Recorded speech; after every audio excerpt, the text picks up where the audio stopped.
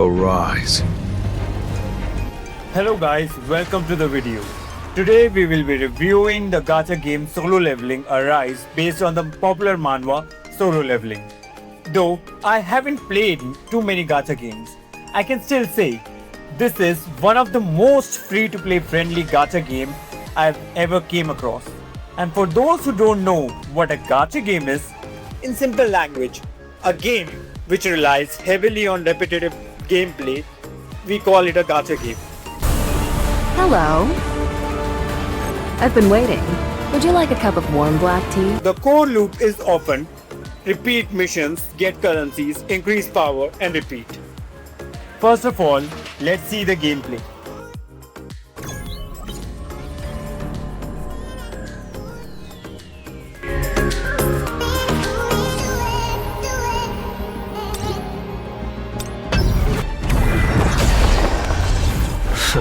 Let's do it. Time to warm up. Breakthrough! This will really help me grow. Breakthrough! As the fight between humanity and the captured engines of chaos escalates, your world will devolve ever further into a bloody battlefield. I pray that all you wish to protect is burned to ashes by the hellfires of war. That's not going to happen.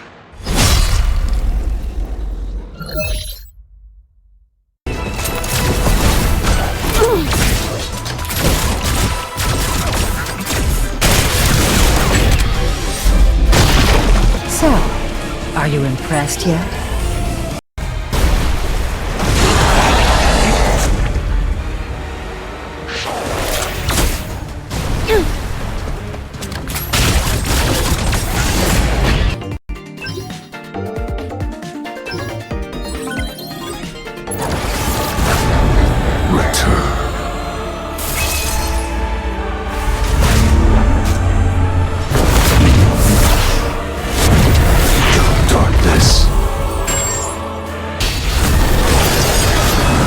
This will be your way! That's all you've got?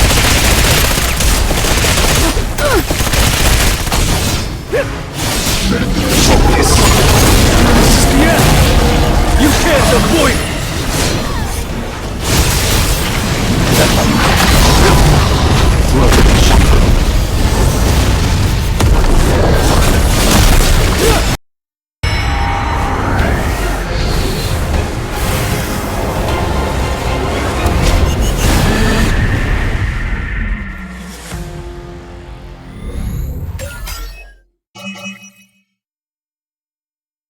Now that you have seen the gameplay, there are several modes in the game, with story being the only one not being repetitive. The core mechanics of the game includes resource mining through gates, unstable dungeons and battlefield of chaos, and there is this mine drift.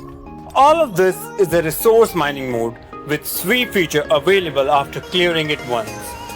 The dev do put a lot of efforts coming up with different hunters every 28 days, which has been a highlight for me. Using the cup of reincarnation and taking inspiration from Marvel, they have also came up with some what if hunters, like what if Igris aka Sian Halat is a hunter, what if Sangjina is a hunter, and what if Cha has a different element than light and is a water hunter. The game mainly revolves around total power combination. As long as you have enough power, you can clear up most content, and the power is considered based on the Sangjinu power, the top 3 hunters in your hunter list, and the Army of Shadows, Armory, and then there is Remnant power.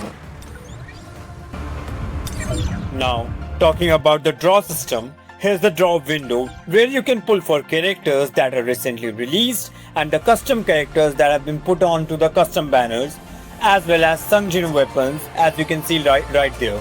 The latest characters that they have released is Jungerim, which is a fire support. Now the other mode includes Workshop of Brilliant Light, which is also another resource mining mode, and then there is Simulation Gate, which is all about clearing the level tiers as you can see there, and from the currency you get to buy the stuff you need to upgrade your character from the Simulation Gate exclusive shop.